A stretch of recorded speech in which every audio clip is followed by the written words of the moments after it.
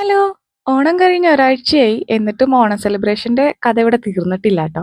ഇത് ആക്ച്വലി അത്തത്തിനാണ് നമ്മൾ ഈ ഓണം സെലിബ്രേഷൻ നടത്തിയത്. പക്ഷേ ഇതുവരെയായിട്ട് ഇതിന്റെ വീഡിയോ അപ്ലോഡ് ചെയ്യാൻ പറ്റിയിട്ടില്ല. തിരക്കിനും കാര്യങ്ങളൊക്കെ ആയിട്ട്. അപ്പൊ ഞാൻ പറഞ്ഞു വന്നത് എന്താന്ന് വെച്ചിട്ടുണ്ടെങ്കില്, ഇതെനിക്ക് ഏറ്റവും പ്രിയപ്പെട്ട ഒരു ഓണം സെലിബ്രേഷൻ ആയിട്ട് മാറിയ ഒരു സെലിബ്രേഷനാണ്. അതായത് എന്നെ കോളേജ് ലൈഫിൽക്കോ സ്കൂൾ ലൈഫിൽക്കോ ഒക്കെ തിരിച്ചു കൊണ്ടുപോയ ഒരു ഓണം സെലിബ്രേഷൻ ആണെന്ന് പറയാം. ഇവിടെ പല പ്രായത്തിലുള്ള ആളുകളുണ്ട്.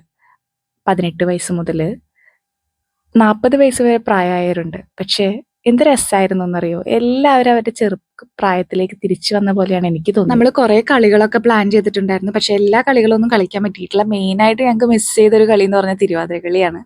ഞങ്ങള് എല്ലാ പരിപാടിയൊക്കെ കഴിഞ്ഞിട്ട് ലാസ്റ്റ് ഒരു തിരുവാതിരയൊക്കെ കളിക്കാന്നൊക്കെ വിചാരിച്ചതാണ്. പക്ഷേ സമയത്തിന്റെ പരിമിതി കൊണ്ട് ഞങ്ങള് അത് ഒഴിവായിപ്പോയി.